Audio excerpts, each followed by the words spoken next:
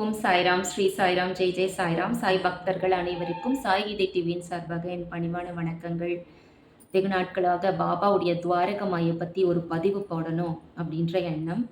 இன்றைக்கு அதை பற்றி நம்ம பார்க்கலாம். துவாரகமாயி அப்படின்னா பாபா வசித்த அந்த மஸ்ஜித் மாயி தான் துவாரகமாயின்னு சொல்லுவாங்க.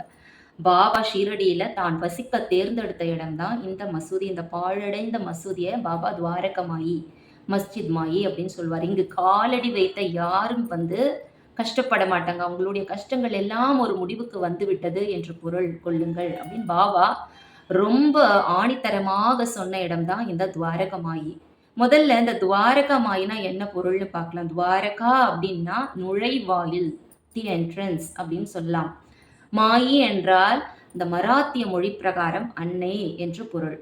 அதாவது இந்த அன்னையாகப்பட்டவள் எல்லோருக்குமான ஒரு நுழைவாயிலாக இருந்தால், எல்லோரும் அப்படின்னா எல்லோரும்னு எதை சொல்றோம், பொதுப்படையா எந்த ஒரு ஜாதி, மத, இன, மொழி, குல, கோத்திரம், ஏழை, பணக்காரன், உயர்ந்தவன், தாழ்ந்தவன் என்ற பாகுபாடு இல்லாமல் எல்லோருக்குமான ஒரு நுழைவாயிலை கொண்டவள் அந்த அன்னை. அவள்தான் இந்த துவாரகமாயி. அதுல ஒரு கருணாமூர்த்தியாக, தாய்க்கு தாயா, தந்தைக்கு தந்தையா, தன் பக்தர்களுக்கு எல்லா உறவுமாகி இருந்தவர் தான் சாய்பாபா.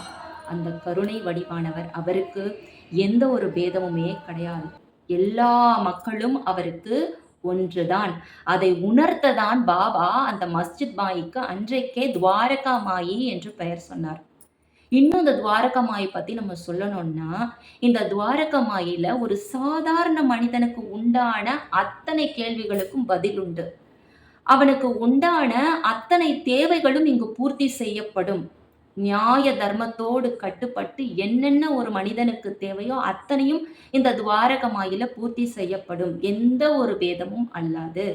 இதுதான் பாபாவுடைய ஒரு குண அதிசயம். அன்றைக்கே அவர் எல்லோரும் ஒன்று, எல்லோருக்கும் இறைவன் ஒருவர், எல்லாரும் ஒரே குழந்தைங்க தான், ஒரு அன்னையின் குழந்தைங்க தான் அப்படின்னு சொல்றதுக்குத்தான் இந்த பாழடைந்த மசூதியில அவர் வசித்தார். அதற்கு துவாரகமாயி என்றும் பெயரிட்டார். இங்க பாபா பல கதைகளை சொன்னார். எல்லோருக்குமான இடமாக துவாரகமாயி இருந்தது. அதாவது ஆங்கிலத்துல சொல்லுவாங்களா, ஹோம்லி என்வாயன்மெண்ட். அந்த ஹோம்லி என்வாயன்மெண்ட், அதாவது ஒரு வீட்டுல இருக்கக்கூடிய ஒரு சூழ்நிலையே அங்க இருக்குமா. பக்தர்களுக்கு அங்க இருக்கும் பொழுது வீட்டுல இருக்கக்கூடிய உணர்வு தான் இருக்குமா. ஒரு தாய் வீட்டுல இருக்கக்கூடிய உணர்வை தான் பாபா அந்த பக்தர்களுக்கு அங்க கொடுத்திருந்தார் துவாரகமாயில அப்படின்னு சொன்னா அது மிகையாகாது. ஏன்னா அங்க போற பக்தர்கள் எல்லாம் பாபா கிட்ட ரொம்ப நெருக்கமா போய், பாபா எனக்கு உடம்பெல்லாம் வலிக்குது, பாபா எனக்கு மனசு சரியில்லை, பாபா எனக்கு வியாபாரத்துல பிரச்சனையா இருக்கு. அதாவது ஒரு அம்மா கிட்ட பிள்ளைங்க போய் எப்படி தன்னுடைய குறைகளை சொல்லுவாங்களோ அப்படிதான் சொல்லுவாங்க. மேற்கொண்டு எல்லோருக்கும் எல்லா விதமான சுதந்திரமும் அங்க இருந்தது. குழந்தைகள் எல்லாம் ஆரவாரமாக ஓடி பிடிச்சு விளையாடுவாங்களாம்.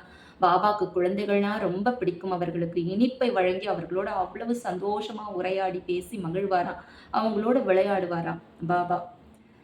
அதற்கப்புறம் பெரியவங்களுக்கு கதைகள், உருவக கதைகள் எல்லாம் நிறைய சொல்லுவாராம். போதனைகள் அவர் தந்ததில்லை. ஆனா உருவக கதைகள் மூலமாக நிறைய பக்தர்களுடைய குறைகளை நீக்கி இருக்கிறார். அந்த உருவக கதைகள் ஏதோ ஒரு குறிப்பிட்ட ஒரு பக்தருக்கு உண்டான கதையாக இருக்கும். அதாவது அவங்க வாழ்க்கையில நடந்த விஷயத்தையே ஒரு கதையா பாபா சொல்வாராம்.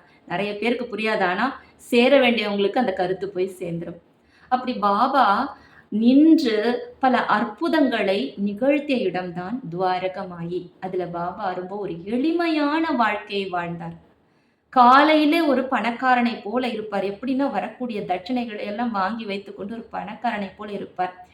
இரவு தூங்கு போகும்போது ஒரு ஏழையாகவே மாறிடுவார். ஏன்னா வந்ததெல்லாம் ஏழைகளுக்கு கொடுத்து விடுவார். அவ்வளவு ஒரு எளிமையானவர் பாபா. அவருக்கு இந்த கிழக்கு, மேற்கு, வடக்கு, தெற்குன்ற திசைகள் எல்லாம் கிடையவே கிடையாது. நாம தான் திசைகள் பார்த்து நமக்குள்ள பாகுபாடை வளர்த்துக்கிறோம்.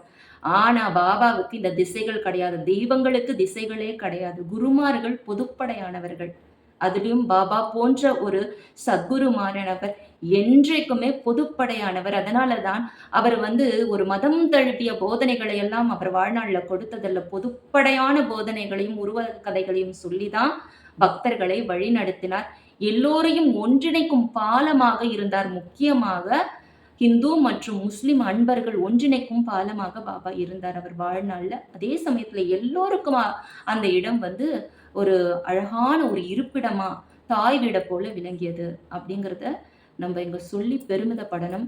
இப்படி ஒரு குரு நமக்கு கிடைச்சது நமக்கு ஒரு வரப்பிரசாதம் இல்லைங்களா? அத நம்ம முழுமையாகவும், உறுதியாகவும் நம்பணும். இப்படி ஒரு அழகான குணங்களை கொண்ட பாபா வசித்த இந்த துவாரகமாயிய படம் எடுக்கிறதுக்காக ஒரு ஆலயத்துக்கு போயிருந்தேன்னு சொன்னேன் இல்லைங்களா? அங்க எவ்வளவு அழகா ஒரு மெசேஜ பாபா சொன்னாரு. ஒரு செய்திய சொன்னாரு. இத வந்து சேனல்ல சொல்லணும். எனக்கு ரொம்ப சந்தோஷமா இருந்தது. பாபா எவ்வளவு அழகா வழிவகுத்து கொடுக்குறாரு பாருங்க, ஒண்ணொண்ணும் பண்றதுக்கு. அப்படின்னு ரொம்ப சந்தோஷப்பட்டேன். துவாரகமாய படம் எடுக்கும் பொழுது, மூலஸ்தானத்திலருந்து ஒரு அழகான ஒரு குரல் பாபாவ பத்தி பாடுறாங்க. துவாரகமாயி பாபா பத்தி சரிநுட்பமா பாடுறாங்க. துவாரகமாயி பாபா பத்தி தான் வீடியோவே எடுக்கிறோம். இன்னும் கொஞ்ச நேரத்துல அந்த வீடியோல நீங்களே பார்ப்பீங்க. அந்த எரியக்கூடிய அந்த துணியிலிருந்து கிடைக்கக்கூடிய அந்த திருநீற்று சாம்பல் தான் என்னன்னு சொல்வாங்க அப்படின்னு கேட்டீங்கன்னா, உதி அப்படின்னு சொல்வாங்க. நம்ம விபூதின்னு சொல்றோம் இல்லைங்களா? அது மாதிரி இந்த உதின்ற திருநீற்று சாம்பல் தான் வந்து பாபா விட்டு சென்ற ஒரு பெரும் சொத்து. 2 சொத்துக்கள் பாபா விட்டு சென்றது. ஒண்ணு வந்து பாபாவுடைய சாய் சச்சரிதை. இன்னொன்னு வந்து இந்த உதி. நோய் தீர்க்கும் மனநோய் மற்றும் உடல் நோய் தீர்க்கும் இந்த மருந்து.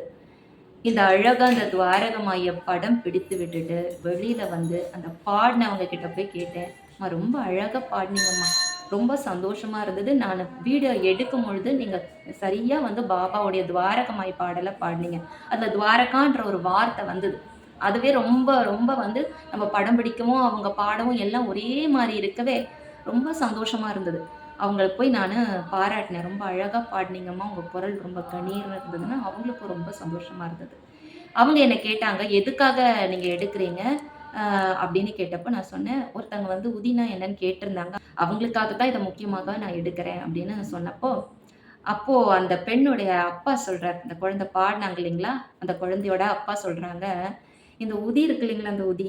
இத வந்து பிரெக்னன்ட் லேடீஸ்க்கு குழந்தை பிறக்கும்போது கஷ்டப்படுறாங்கல்ல, அப்போ அந்த தண்ணீர்ல கலந்து குடுத்தா, குழந்தை நல்லா சுகப்பிரசவமா பிறக்கும். பாபா வந்து அப்படி அனுகிரகம் பண்ணி தான் எனக்கு என் குழந்தை பிறந்தா."